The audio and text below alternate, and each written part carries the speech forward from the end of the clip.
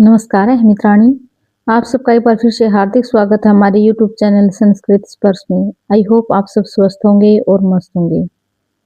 मैं उम्मीद करती हूँ कि मेरी वीडियोस आपके लिए हेल्पफुल हैं और आपका ज़्यादा टाइम वेस्ट नहीं हो रहा है। जैसा कि आप सब जानते हैं कि एस्टेट के फॉर्म फिल हो चुके हैं। अगर 17-18 जनवरी को आपका एस्टेट नहीं होता है तो फिर भी ये आपके लिए बेनिफिशियल है, क्योंकि जितना ज़्यादा टाइम होगा आप उतनी ज़्यादा तैयारी अच्छे से कर सकोगे।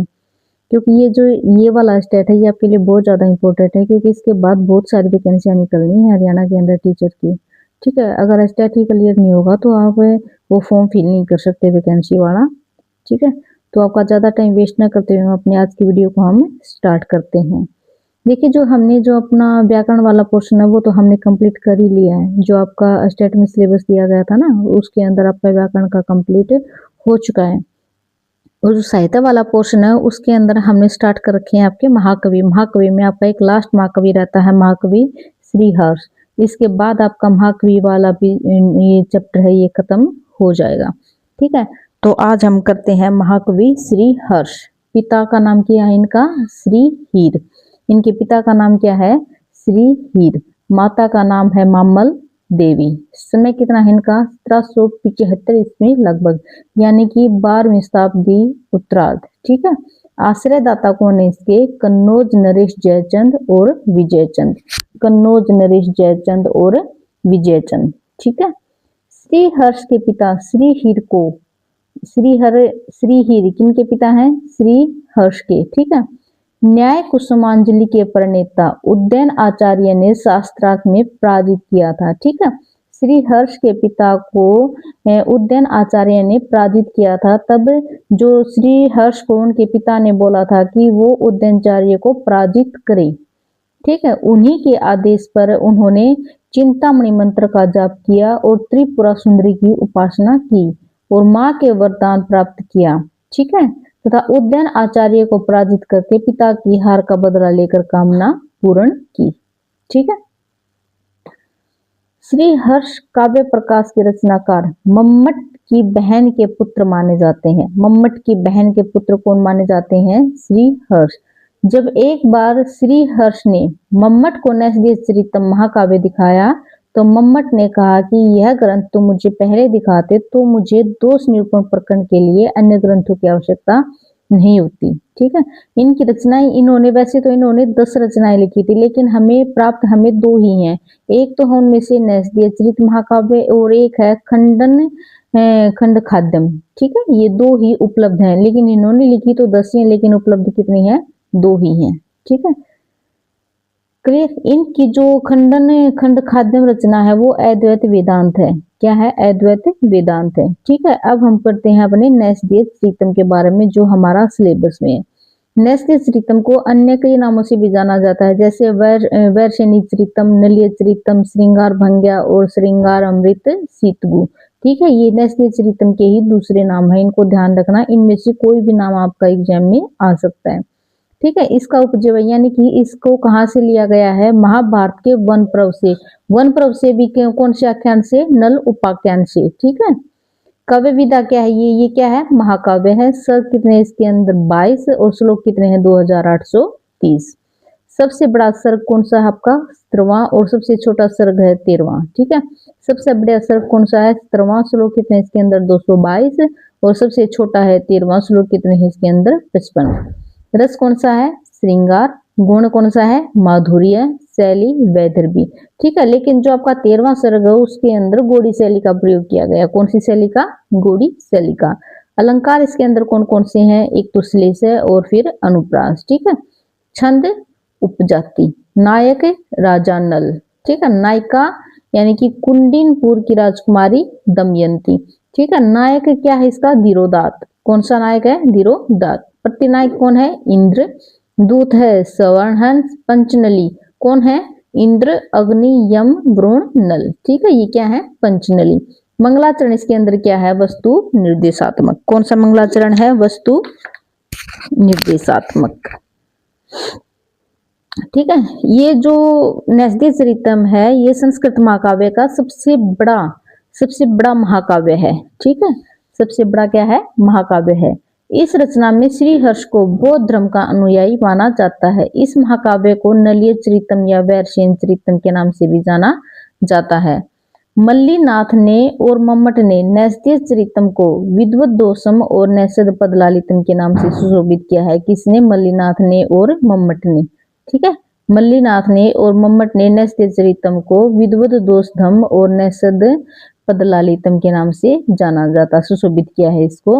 नैस्त्य चरितम रचना पर मल्लीनाथ ने कौन सी टीका लिखी है? जीवातु। ये टीकाएं याद जरूर करना है, एग्जाम में जरूर पूछी जाती हैं टीका। ठीक है, जीवातु मल्लीनाथ ने लिखी है जीवातु और नारायण भट्ट ने लिखी है नैषद प्रकाश। ठीक है, सर्गानुसार कथानक हम देख लेते हैं। पहले सर्ग में क्या है? नल दमयंती जीवन चरित्र पर आधारित इस महाकाव्य के प्रारंभ में ही दोनों एक दूसरे के गुणों पर आसक्त होते हैं। नल के वन विहार का वर्णन एवं वन के सरोवर के निकट सवर्ण राजहंस को पकड़ना।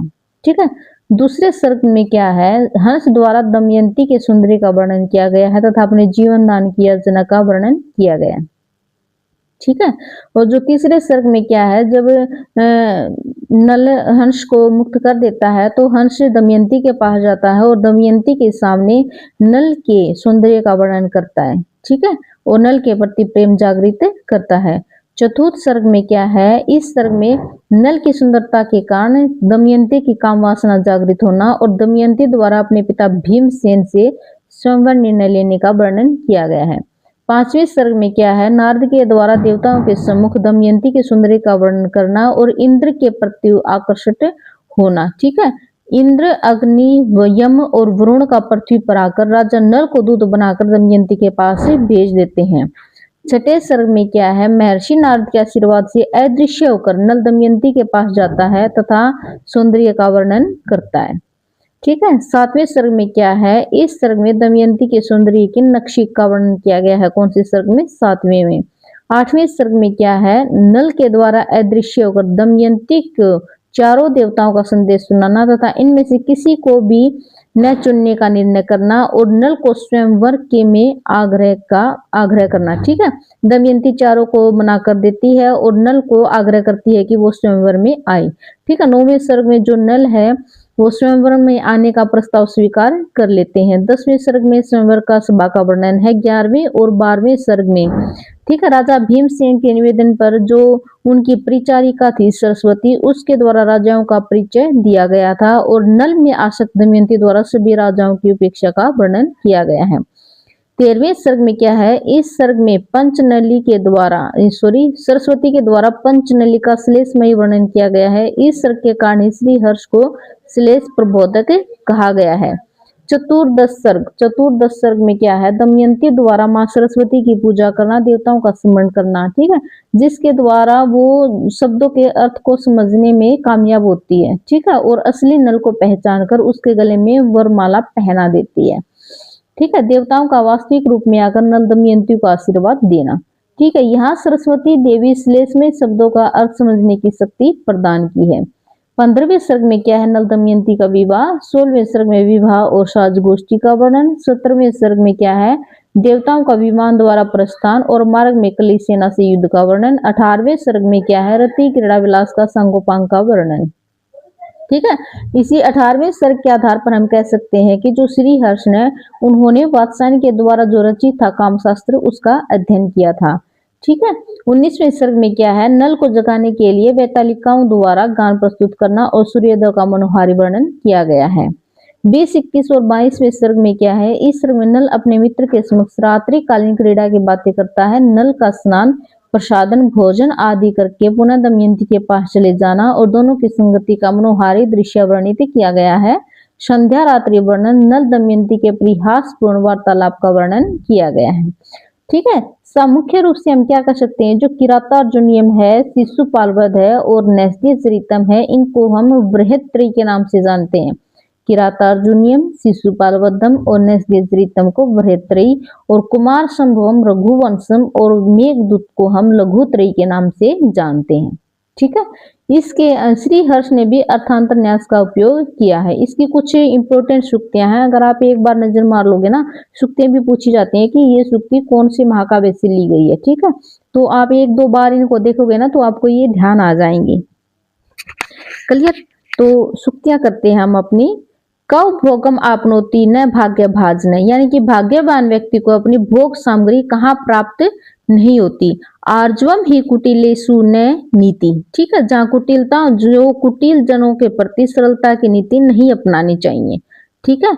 चकास्ती ही योगेन संगम, यानी कि योग्य व्यक्ति का योग्य से मेल अच्छा लगता है।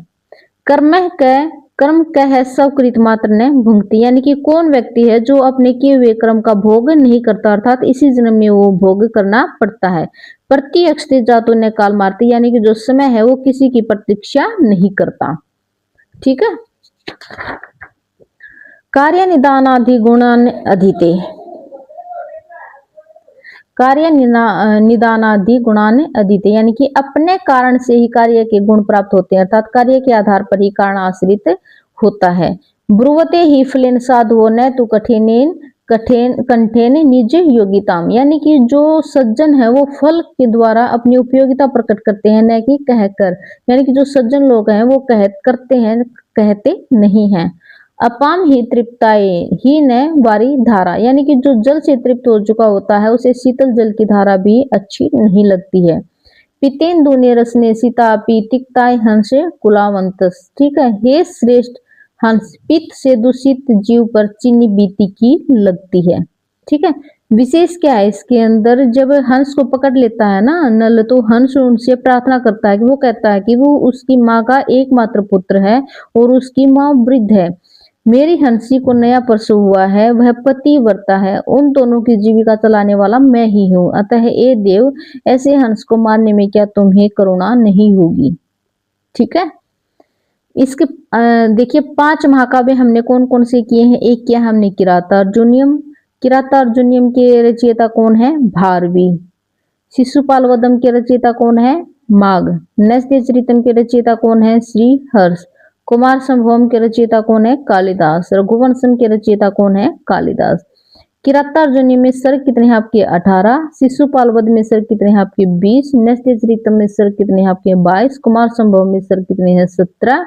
और रघुवंशम में सर्ग कितने हैं आपके, 19, ठीक है। बृहत्त्रयी रचनाएं आपकी कौन कौन सी हैं, किरातार्जुनियम, शिशुपालवधम और नैस्त्य चरितम। किरातार्जुनियम किसने लिखी है, भारवी ने। शिशुपालवधम किसने लिखी है, माघ ने।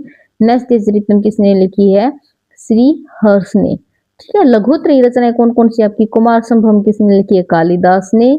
रघुवंशम भी किसने लिखी है, कालिदास ने। और मेघदूतम भी किसने लिखी है, कालिदास ने, ठीक है।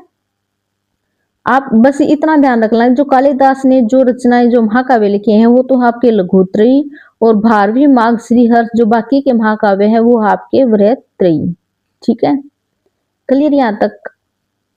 तो आज हमने अपने जो महाकवि वाला टॉपिक है वो आज हमने कंप्लीट कर लिया है। कल से हम स्टार्ट करेंगे अपना गद्य काव्य, ठीक है। हम उम्मीद करते हैं कि लगभग 15 दिन में आपका जो ये सिलेबस है वो आपका कंप्लीट हो जाए।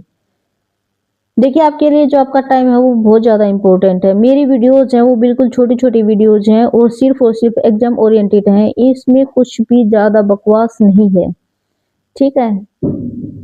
तो फिर मिलते हैं कल अपने एक नए टॉपिक के साथ, गद्य काव्य। और पहला गद्य कवि है आपका दंडी। अगर आपको लगता है कि मेरी वीडियोज आपके लिए हेल्पफुल हैं तो प्लीज़ मेरे चैनल को लाइक, शेयर और सब्सक्राइब जरूर कर दीजिए। धन्यवाद।